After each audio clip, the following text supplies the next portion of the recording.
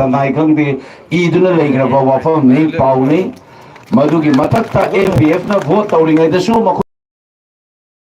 vote tawung amdre haidana complaint tawgi pausu manipuri pause sinde yauribani matamda da pawine yaukibado handaki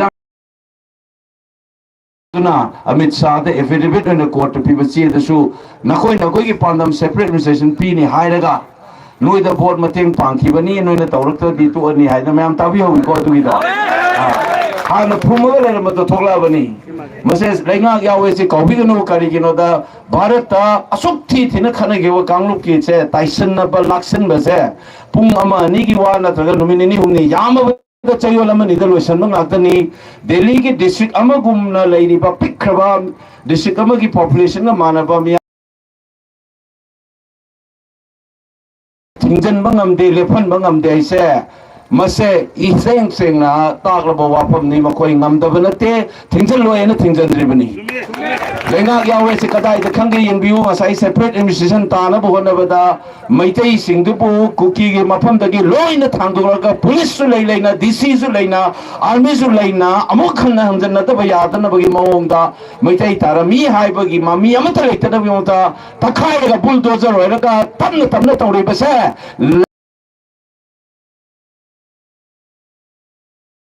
Amukta the Pulap Kauraga cookie MLA Kande Modi Kauba Prime Minister Sinam the Venate. Kauraga no is a Pamu. I get a Papazawar no Torisakari. No, I the number Motamana, Home Ministry the Tadoga cookie MLA Mukau, Naga Mukau Tauraga, Maitegi representative Billy Rekab, no Machin Matamil, the twin Hendi Basa, Makoi Yahweh Hybaduki, Anova Amasusaki was a period.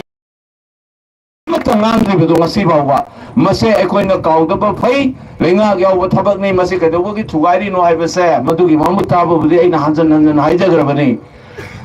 Abrahamic religion kauba pangal ga Christian ga segai na halaga tongana thamraga aikoi gi maitai eba furup sida yauri ba aikoi gi dharma chanabi se Hindu isidi kona tholak pani akoi gi pagan religion ni akoi amatani hairaga aduna ni waza kangu mai hoi gi Aikogi Hindu to buy the Idani, Pantu business to Durga Gomanika and Haida Togi Mogi politics. Amalay, Masi Arunachal Pradesh, Sumona Togabani, Doni Poro ever relations a Hindu reflex and Haidaga, Hindu to the same none of the Padating yellow wind, I've been Sega Eraga Torabani.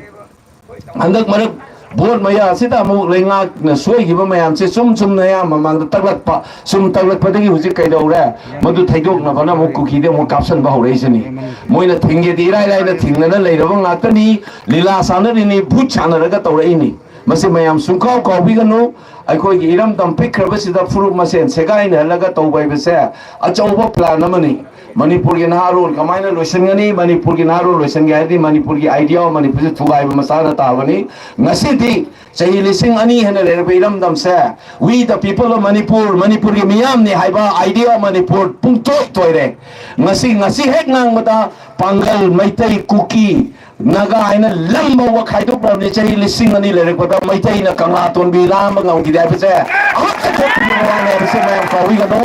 Say listen, Pada, Ichalice Signa, Mapunsida, Amokta Togida, New Chako, Togida Basa, Handaki, Mapoxida, I many habits into my Kawida. I say, people the later about Kihandana, Puni, Hakani, Tauraka, Imale Maria Sidavigi, Maming Panba, Imale Park, and Lay Paksu Panba, Ina Ipana Tauraka, Kuraki in a lies, Havadona, Eko Marta Kihandana, Paisana Labor Yanina, Asok Tina Kang Kong Salavi economy, the gay. Tolo Pawani Tino and the people on the Ayu Kanga Jika Tizalurkanda. Sargagi Tolo say, I the art of Tabato, Kanga Tagi, a Robin with a Tanga Evacuate. She raised the Matangi Tagi Tankuma to the PI, but Tankuma Tida. Pension to Tahiti PI administration and mismanagement of Watanatanamakoi Karata, Karor Karata, Laga, Makoigi, Maitegi Seviani, Cookie Sevian and Lila Sanaga Moiko Manaraga, Micham Prazabu, Laga, Togi Bakumai say, Amukta Toki. Revenue Semiam Changla City Aroi, Noisy Masita way Aroi, Haidana Pokuma, Piba Koimatau Tai, Manipur, Ano, Manipurama, Hingana Bonabada, Kontang, Nekoin 100 Tandori say, Asida Loigeroi, communal virus, Mayam Kawu is in Muslims, so ID, bought you and Nangus is the day. इस्लाम धर्म चलगसु मसिगी लेपाक मसिगी लेहाव मसिगी नुसित चौरकपा इरैचा मयामनि कौबिगनो मुस्लिम चलगसु loan खेनबनी Iran गे Iraq तिनब यादबनी Saudi Arabia का अतोपगसु तिनब यारोय अखोगी Indonesia दा लेरिबा मखोगी इस्लाम जिसु अतोप मखलगी अमनी मदुमाइना ngasi Manipur दा लेरिबा अखोगी पांगल चिना उसिंसु मसिगी लेपाक्स दा पोकपा मसिगी लेहाउ दा चावबा मसिगी हवा नुचिता चावबा इरेचाने हाबसे ma'am कौबिगनो अदुना लेपाक असिगी तौबा मतमदा अखोगी मणिपुर की ओबा वाखलोन दा खलरगा इरेचा लेमिनाबा मयाम सिगा पुंजनलगा अखोइबु मचेत मचेत थुगाइगे तौरगलिबसे मसे मतिक चाना पौकुमा पीरगा अनोबा मणिपुर सानदबगी खोंथांग थांबसे लाइबे तांग तरा मापनसिदा अखोइ हौबा ताबनी अदुगा तांग कुंतरुक्तसु मसिगी आउटरदा लेबसे तौबियु अमुक्तदी मयाम मानरगने सुगु मनोई ओइदा पादबसे तौरकनु असुक कुइना लेरकपदा अखोइ मतमंगदे हाइरमिदना हाइदी अखोइगी सतम काइबा यारोय अदु तौरना 18 जून अने लेकलिबा मयामसे ngasi पुंगतोय तोइरे मतमदुदि काइबा यारोय हाइबनि हुजिति काइरे मणिपुरसे मिंगसेन गुमनी फ्रेम चलगा लेबदो मणिपुर कौदो लौथोक्तबगी मनी मनुंगददी मिंगसेन से मचेत मचेत तारबनेबा मधुगी मचेत ताहलिबसे तौगेले तौरइबने हाइबसे आइना ngasa हाइजगिदुनी इंडिया हाइबले पार्कसिदा कम्युनल राय थोक्तबा लेते गुजरात अदुक थिन हानगिबा दिल्ली दा 1984 अदाइदा हानगिबदो असुमाइना कानासु सही असुक सांगना तौदे आइना हाइजरिसने राइट टू मूवमेंट अन लेरिबने ngasi बावो खंगलातो मिलान मंगमद्रिबा मियाम लेरिबा मयाम से येंबियोबा ट्रक ड्राइवर अखोइ नदी सुमला लान मंगमदे हाइबा ट्रक ड्राइवर सिंग इमुंग द खरजि करि थोरंगसे अखोइ कमाइन खंगदगेबा अदगी बिखानी बदौना ngasi मयुम मैकै लेतबजुना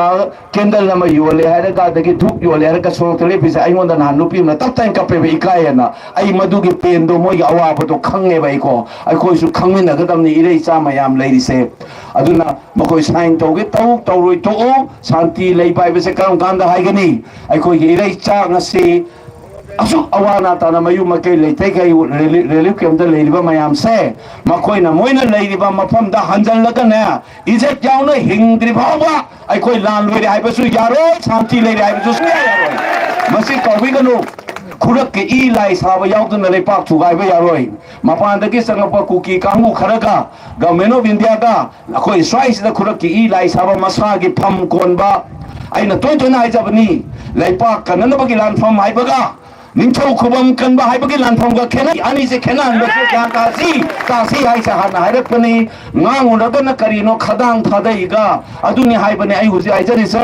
makhoju assembly da ngang da microphone jawbani khadang thadabani aisu microphone da tawraga parliament ki manung da khadang amta thadage loina tawraga politician da kari khena yesa mukte yangan ge nai changjarapani miyam yawduna thabak tawong amoi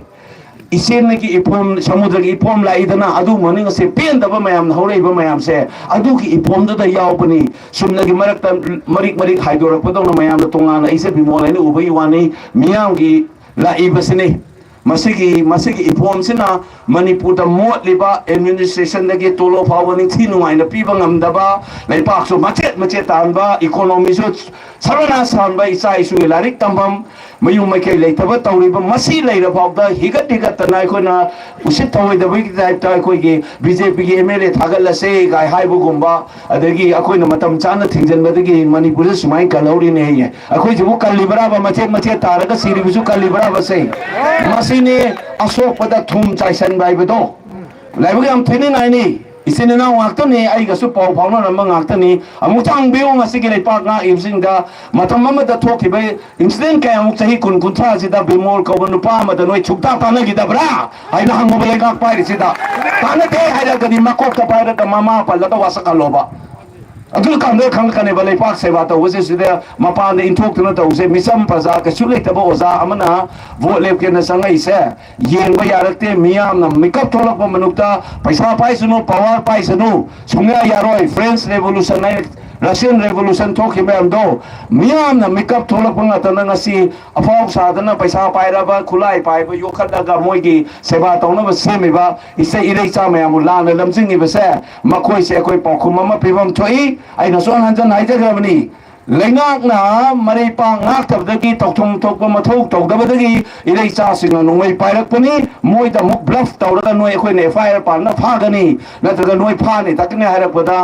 aikhoi mayam changnana thinggadabani irei cha nongmai paina chaliba mayam se ai parliament changna khaso ai dum lawrakaneba leingakna noi na thau tawdabadagi pahangibani makhoi da maran sibi yaroi maran di noi ngak pa bena paigadabani isa inau singse amnesty pigadabni case amada panba yaroi bise ai na hana lekhraba phirabni mayam su lawigadabani bise masi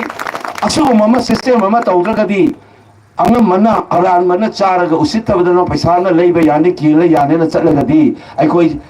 13 August pangthokbagi mathau tade khongjom de pangthokbagi mathau tade aduga 18 June da lei katbagi mathau tade toksanaba ngaktani acho wasangna tarpon katpogumani aduga paisa charga hingaga micham praja khoina wabagi phibam do madu akoi tobam thokte aduna handak lakleba election se chumnage sadaran election nate anso anoba manipura ma hongnanabagi ahanba lanfamdugi khongthang ni haibase masi mayamna kawbigunu haibaga loina nai matang sida sum tension jarake ai wahe ahum khang laujarakke mantrani mayamna azan laubadi khangde lai khuramadani pungning santi oidana amot akai thui laining base bo bhago gayatri mantri thirasu pai akoi gi laining tho gi gano laison solaga su phaidana aduna irei park ase kansunate imalai park harami du salak hoina phanik se panupi mo ubagi wani imalai ba se kana sunate leiriba miyam amsu hoina leiriba damdam chiri irei park hairi base imalai park hairi base imam ani punan tangdu leitana nungai na leire se atai sungat nate leiriba miyam ai khoina tangdu leitana leibedu ni imalai park na nungai ai fa na leire ai na hairi base mayam kawi onu mase mayam nadi nuksibidana lawbagi wani bimol na yai fare kaina yai fare sa ai nate misa mama ne gumba kasu leita ngarang han tum chatle me bo sa ole thabuk to bungak tani miyam gi thilama lakpadagi ni hojik mayam na ngangar ibse ai lai son ahum kakta haijage mayam pena uta son biu yai fare na lawbiro ahum hok lawjarum ge du gai sai da sum loi chanjage yare ko mayam pena ba hona ba lawbi gadam ni ko imani patna manipur imana imani patna paminara se kurumjari ai sida purgon karaga mana habda chita boy ade da hajaga mam lan lawin ko pung ahum khaida lu tin ko chana na bataw jage sin na permission dibiyo ado akhoi angkal lo bihogi ni puna mona bihogi ni ado ga ina sagi chita ho jate na te ko ma se akhoi mipa phudule puthokpa party hadare accept BJP alliance na tawa ado puthokpa magi khuba ye pa marka serial number 1 da lawse asiga tadi kawbigado nungsibiba lege prajabu ing tappa shanti leba sana lepa manipur onane bang chongthok chareba ai go jabi molgi magi symbol je khuba ek pa markani serial number 1 ni haibase asiga tadi kawino hadana mi amna pul do isi ane